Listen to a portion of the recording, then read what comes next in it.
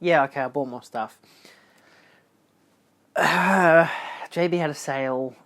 It sucks. I hate it when they do that. They keep doing that, and I'm like, stop it. I just give me new movies that I can buy on Blu-ray on sale. And I wanted Sinners, and Sinners wasn't on the sale. Isn't that annoying? For those who live in Australia, of my Australian audience, hello. You know how annoying it is when they're like, oh, here's a brand new film, everyone wants to buy it, and let's just not have it on sale. It's going to be one of the exclusions. They did that with Barbie and Oppenheimer when they came out on 4K. There's a whole bunch of them. But if you wait for the next sale, which could be in a couple of weeks, then they will have it on sale. So I didn't buy Sinners. I will be buying Sinners. Everyone went crazy for the Steelbook. I did not go crazy for the Steelbook. So I'm just going to get a regular version when it's cheaper, because I can do that. Anyway, we're going to start actually with what I got from Outrun DVD. I did technically do another haul video last week. I went to Play Music DVD store in the city, and I bought 3 movies from them. So go check out that video if you haven't already seen it. Ow! God, I forget there's so many Blu-rays behind me. Ow. So we'll start off simple. Warner Archive, From Beyond the Grave. This one was a $20 purchase. Basically, the only reason I wanted to get it was so I wasn't spending like $90 on the next thing. Because I like, when I get things from Outrun, to spend an equivalent amount to just get something else on it. So it doesn't total. Like, if I'm buying something for like $80 and it's one thing, and then you get an extra $10 of postage, and it's like, great, I'm spending $90 on this one thing. But if I buy another film, then I'm still spending $90 plus an extra bit for this extra film, and it's a very cheap case version of it. But I've been going for a couple of anthologies recently, so I figured, yeah, sure, why not? It was the best of the bunch of cheap ones. Then we have Clueless. This is the 4K Steelbook version, the UK release. There is a US release. They just happen to have the UK one, which I think works better for me, mostly because, again, I'm a Region B, person, even though, again, I have an all-region player. And I really like Clueless. I haven't seen it for like a year or so or whatever, and I've only ever had the DVD, which isn't even, mine. It's the kind of equivalent where it's actually my dad's. So it works a lot better to just have my own version. And I know JB had their sale, and I could just get the 4K from there, a standard 4K, but it didn't have the Blu-ray, and the Blu-ray has all the special features. So it's like, okay, do I do the smart thing of buy the 4K from JB on sale and then find a Blu-ray on eBay for cheap? Or do I just buy this one really nice fucking set? Like I said, it has the picture of the cast, has the title on the spine as well. It's a steelbook set as well. One of the many... This is a really nice version of a deluxe set, basically. Because I know they had released this steelbook in the US and UK a couple of years ago, and I really liked the design. There's nothing on the back but the continued plaid design. But again, all these Polaroids of characters, the 4K and the Blu-ray, all in one go. It just makes it so much easier. And it's just got a nice design to it. I feel like they could have maybe done a bit more to it, like debossed the title or something, but I'm still really happy with the version that I have. And there's the folder with all the extra stuff that I know people don't like. They don't like the extra knickknacks and stuff, but I think this works really well. You get a sticker of the thingy, which is actually a very pumped up sticker. Like, it's very thick, if that makes sense. It's also shiny on the back. I don't know what I'll do with that. But the rest of this stuff is quite fun. It's a whole picnic basket worth of stuff. So I think maybe the best thing we get is the Polaroids. These are just little Polaroid recreations. You get different characters. I don't even know who this person is, but apparently they're one of the main characters. Obviously I know who Josh is. That's the stepbrother. Inspired a generation of people. You get the other couple, you get Cher, you get the besties. It's interesting that none of this stuff heavily features I forget her name in the middle, the virgin who can't drive. You get your standard A4 poster, which is single-sided, but it is a more thicker plasticky texture, which is nice. And it's the original poster, so that's cool. Just nice to have it. What's her name? Is it Brittany Murphy? It doesn't actually say. The only cast member it says is Alicia Silverstone. Fucking assholes. Oh my god. You get a sticker sheet with a bunch of quotes and stuff, which is nice. Gonna get it to focus on that. There you go. This seems very 90s in its packaging design. You get a big image of the cast. You get report card from it all as well, which is very interesting. I think, this is Cher's report card. So she was decent. How was she that good in phys ed? Geometry, A, nice shapes. Cool. Yeah, she won't dissect the frog, so she gets a B- in bio 1. Phys ed, must learn responsibility. Jesus Christ. And then for the fun, goofy 90s aspect, you get Language 101, which that one's blank on the back, but the rest of them are like, oh, here's like a character who says a quote, and then you get a definition of that quote. So this is Jeepin'. The definition, getting it on in the back seat of a car. For example, it just says X dot. I was jeeping with Jenny last night. Wow, that's a very specific. There you got whatever, the ultimate passive-aggressive response. Man, whatever. Very 90s. Audi denotes the leaving of a setting or location. Where Audi? I wonder if that did good for car sales. Full-on Monet, or Monet, if you're really dumb. Good from afar, but far from good up close, as in the style of a Monet painting. And as if definition used to express utter disgust or repulsion to convey something is highly unlikely to happen. I believe that's all of them. Now let's move on to the stuff from Jabi. So now these are all still in their plastic, so I'm going to slowly unwrap them as it goes. We've got The Day the Earth Blew Up, the new Looney Tunes film. I know US audiences were very annoyed because they got a very thin case with a shitty title. This is what the Australian audience got, which obviously is a lot better. It also has a collector's reversible sleeve on the inside, which is really fun. Look at that. I like that. That's really cute. I will be changing that, because it's a good back and forth. You know, he blows up the bubble and whatever. You still get your standard thing as well, but yeah. It's actually still got that artwork on the spine, interestingly. But on this one, the spine is actually different. It's got them being very wacky and whatever, which I think is a nice contrast, rather than just having the same image, like, all over the thing. So, if you prefer one image over the other. But yes, we didn't get this for a very large theatrical release in Australia, so I didn't get to see it. So being able to just buy it retail for like $23 or something is good. I wish it had special features though. It's very lackluster on that note, which sucks. Okay, now for the controversial one. Some people might be pissed off that I bought this. I got Crocodile Dundee 2, the second one. I did a whole video, which probably a lot of you have already seen, where I talked about how the first one had edits to it, removing certain scenes, but the second one didn't, surprisingly. And my parents, who, you know, like the original film, I haven't seen it for such a long time that I have no real sway either way, wanted me to buy the films. They were like, get them in the best way that they can in their original ways. So I have scavenged the internet to find a $15 copy of the original the original DVD of the original film for $15, and it comes in with the Australian cut, even though the back cover is actually inaccurate with its details. It says it's 78 minutes, but the film's like 100 odd minutes, and then it's in 4:3, but it's actually an anamorphic widescreen. So the 4K for the second one had no issues, and because it's a 4K and Blu-ray set, which I had to double check as well, it does come with the Blu-ray, I just figured why not? If they're going to remaster it in 4K, I might as well get the best version. You get a Northern Territory shoot featurette and New York City shoot featurette, so there's not much from it, and I haven't seen the second one, I don't think at all, so whether my parents pay for this instead so they can own it, so I don't have to worry money-wise. Like, Mum was like adamant that I find a copy of the original film and that she will pay for it. So that's fine. If they want to own the films, then that's fine. If they want to keep them, that's fine. But at least they get a good version of Crocodile Dundee 2. My only, again, irk would be the fact that I've had to still financially support the company who released the first and second film. But because I'm not buying the first film, I think it should be okay.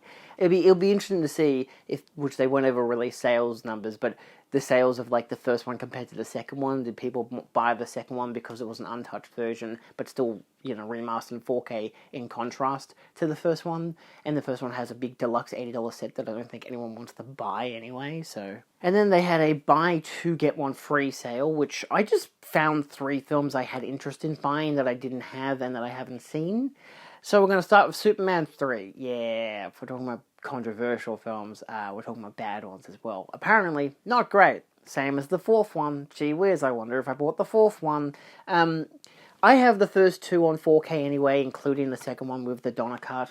I believe they released them separately, which was really annoying. Like, they're like, oh, here's Superman 2 and here's Superman 2, the Donner cut. You have to buy them separately, which is their bad.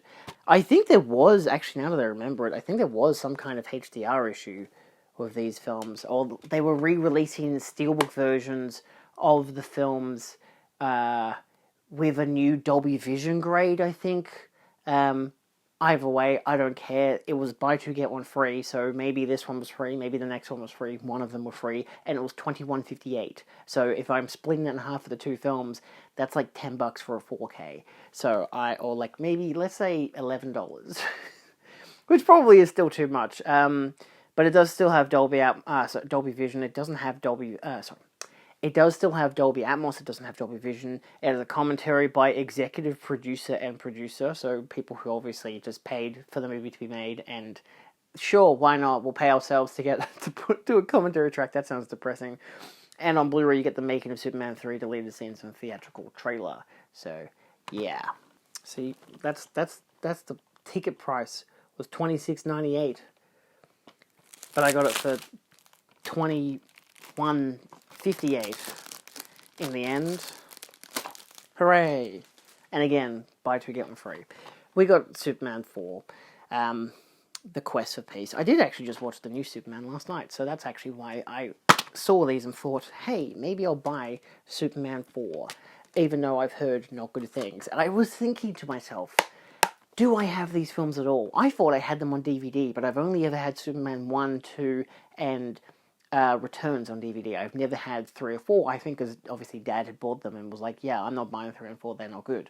This one, special features-wise, you get a commentary with co-screenwriter Mark Rosenthal, and on Blu-ray, the Superman 50th Anniversary Special and deleted scenes and theatrical trailer. At least it's only 89 minutes. So even if it's a piece of shit 89 minutes, it's only 89 minutes. And this is the guy who's just watched Jaws the Revenge, which was also roughly 89 minutes. This one, which was a huge, should I not, but because it was part of the buy two get one free, and I didn't want to spend the money on Wolfman. Like, I genuinely was looking at Wolfman, I'm like, oh, they had it for $25 at Play Music DVD, and I almost got it. But I was like, maybe I can get it for cheaper elsewhere, and JB still has it for $40, and they had it as a buy two get one free, and they had it on 20% off, but I'm like, it's still $32. That's still too much for a film that I don't really want to buy, and I know that if I do buy it, I buy it for Dad. And I'm going to buy the 4K, because apparently it's a really dark film, visually. So instead I bought Hunger Games, the Ballad of Songbirds and Snakes. Yeah, on 4K. I don't know, because I figured, why not? It does come with Dolby Vision and Atmos, which is nice. I don't like that it doesn't come with a Blu-ray. It's very annoying. But it does come with 2.5 hours of special features, which is interesting because it is already a 2.5 hour long film. It's 156 minutes long. But you get the audio commentary. You know what? 2.5 hours of special features.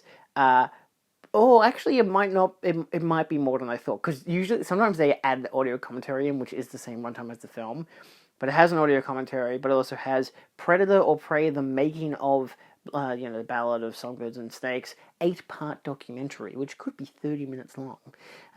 Could be 2 hours and a half. The Hanging Tree song by Rachel Zegler, a letter to the fans, and theatrical trailers. And knowing that my brother's partner is a big fan of the Hunger Games films, and she loves this film, and she was annoyed that I didn't have it, so they had to stream it. I'm like, sure, alright, I'll consider buying it, because I do like the Hunger Games films, and I think my parents might enjoy watching this, so yeah, win-win to some degree all around, fuck it. And I like Rachel Zegler, she's fantastic, so why not? And then as a fun double feature for myself, I bought Liza.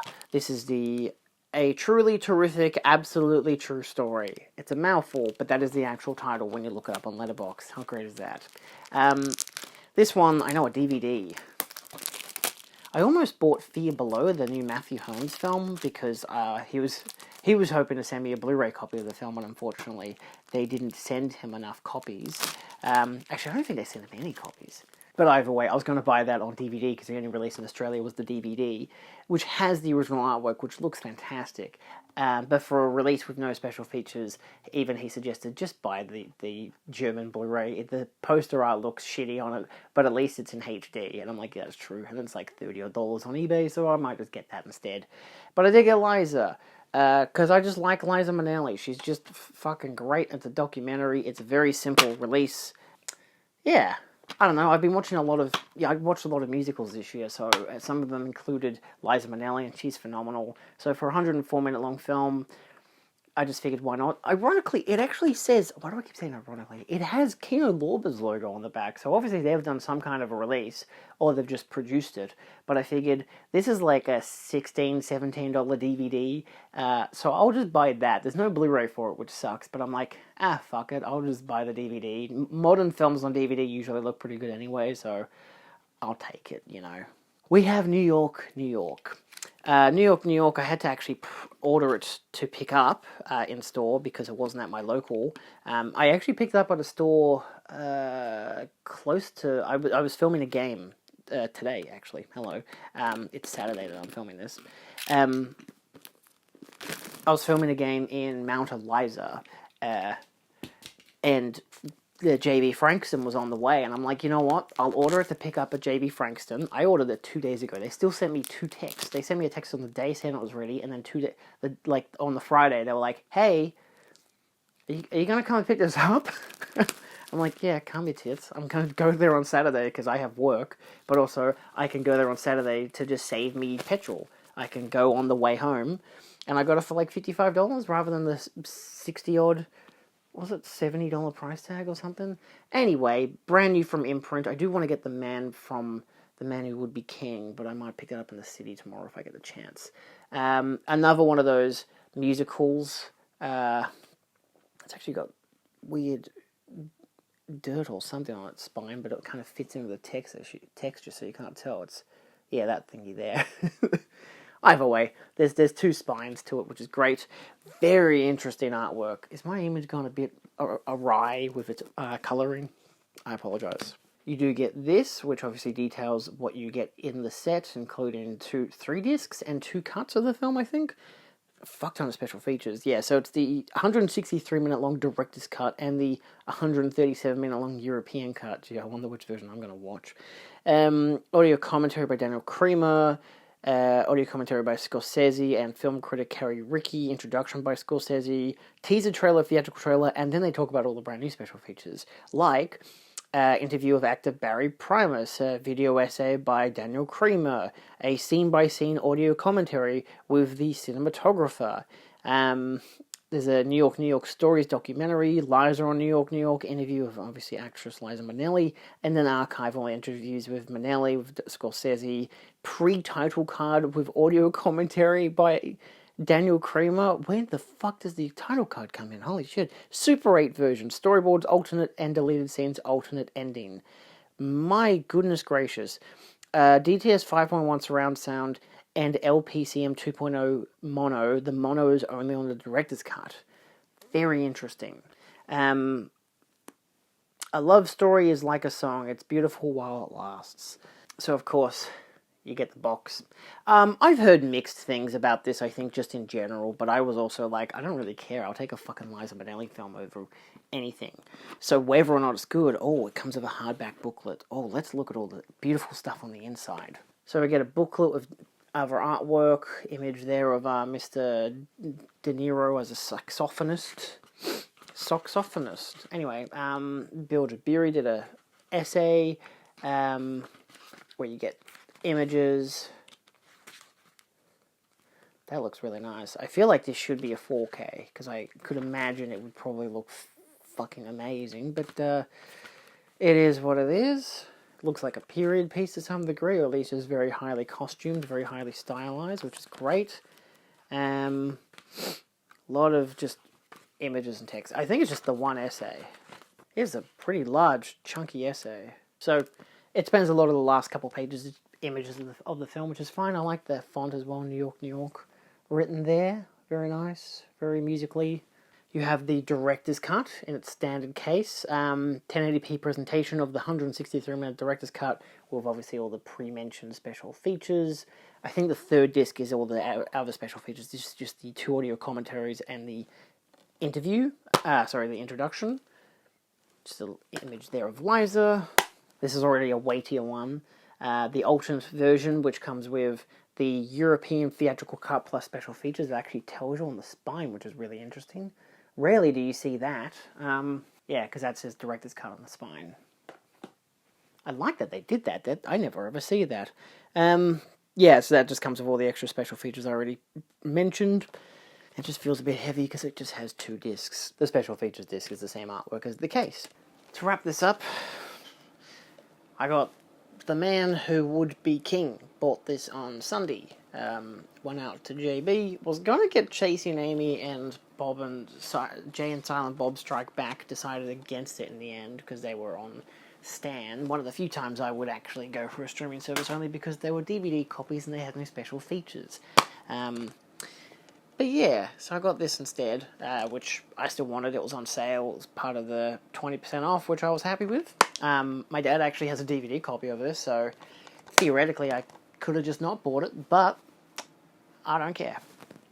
I went after that to Coco Bananas in Footscray, a record store. I was going to say vinyl store, but I'm like, nah, I can just say record, because they sell CDs as well. They had their Kiss Day, so I bought a Kiss album. This one is Rock and Roll Over, which is the remastered version. Look, it spins. Wow. Am I even spinning it the right way? The viewfinder's in the way, so it's kind of making it annoying to be even slightly interesting as a look. But it actually has the same artwork on the back, which is cool. It's slightly different, actually. I think it's just the opposite way around, as if you don't need to flip it kind of deal. I think it's a bit stretched, actually. It is. It's stretched on the back, which is interesting. It doesn't have very many songs. A couple of songs. I ended up streaming them on the way home just to listen to them on YouTube Music because I caught the train. This is per John's suggestion because he had his book launch for his Creatures of the Screen book, which, he was selling copies, but I already had one because he'd given me one a couple of weeks earlier, which he signed, which is great. Like, it would have been... I don't know if I would have preferred to have bought it there. If I did, I wouldn't have bought the book.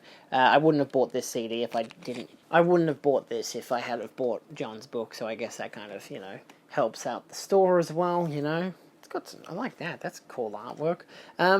But yeah, no, it's just 10 songs. But again, I asked John what his... which album he would recommend, and of the 2 that he recommended, this was the one that I bought, only because the other one that he recommended was basically their, greatest hits, and I'm like, oh, I already got that one. So, Dad has that one, so I'm like, I don't need to do that, and it has a little thing telling you what, talking about Kiss, which is really cool, by Robert Robert V. Conte. Sounds cool. It's just nice to have a CD, and it was only $18. I was like, yeah, sure, I'll grab that, why not? And it was just great, just nice to see everyone. I had a bunch of friends go, so I figured, why not, I'll go as well, cause even though it's in the other side of town. But I, again, went through the city to get that Blu-ray anyway, so I was gonna, hop, skip, and a jump kind of worked out in the end. So, shout out to John. And last but not least, we have Crocodile Dundee. I got the DVD. I got it on eBay. This is the original Australian version, despite the inconsistencies on the back. I watched it. It's... Oh, man, I can see why they needed a 4K restoration. Holy shit, this DVD looks shoddy as fuck. It's definitely a film that needs a good restoration, and I hate that there's no great version of the original cut available, which sucks. It almost convinced me to buy the Encore cut, because I'm just like, I just kind of want to get it on better quality, and I ended up getting... I think I showed earlier in the video the second film. I watched that right after watching this, and it was the next day, and it was just crazy to me. I'm watching it thinking, man, the quality of the 4K is so much fucking better. The audio sounds better. It all just works better, but this is the original version, and it's because my parents actually wanted it. So technically my parents own this and the 4K of the second film. But yeah, so if you're curious, this is the 20th Century Fox release before Paramount basically got their hands on it. It's got incorrect details. It stipulates that it's 78 minutes in runtime. It isn't. This is the 100-odd minute runtime. I think this was exactly 100 minutes, so even the 106 minutes that they say online for the Australian cut, this wasn't that runtime, so I don't know if that's inaccurate. But either way, it's not 98 minutes, and it does have the original swearing. It has the original Australian lingo and whatever that was cut out of the US Paramount version, the international cut. So no matter what, this is still the Australian version. It does stipulate that it says 4:3, which isn't accurate as well, because it is actually an anamorphic disc, so it shows it in widescreen. But yeah, so again, if you're an Australian person, I found this on eBay for $15. I know that only the Australian release has the Australian cut. There is a 2-pack of this with the second film. The artwork is pretty similar to that disc artwork there. There is a 2-pack which comes with both cuts, but again, the second one doesn't have a re-edit at all. Like, it was never retouched for any country. So yeah, if you're an Australian who wants the film, you're gonna have to dive deep to find it. I found it on eBay for $15, which was good. Took the gamble to hope that it was actually the appropriate version, because again, incorrect details on the back. But I even went through a whole bunch of different forums to try and find who was saying what about the cut. And yeah, the nighttime scenes are pretty dodgy, but the rest of it's still fine. It looks fine. Sure, whatever. So yeah, a disappointing factor that I've had to stipulate to a DVD copy, but sometimes you just kind of got to do that, you know. So that's the joy of physical media. That's it. Yeah. Anyway, that's it. Thanks for watching. See you kids next time, whenever stuff comes in. And that's all. Bye. Bye.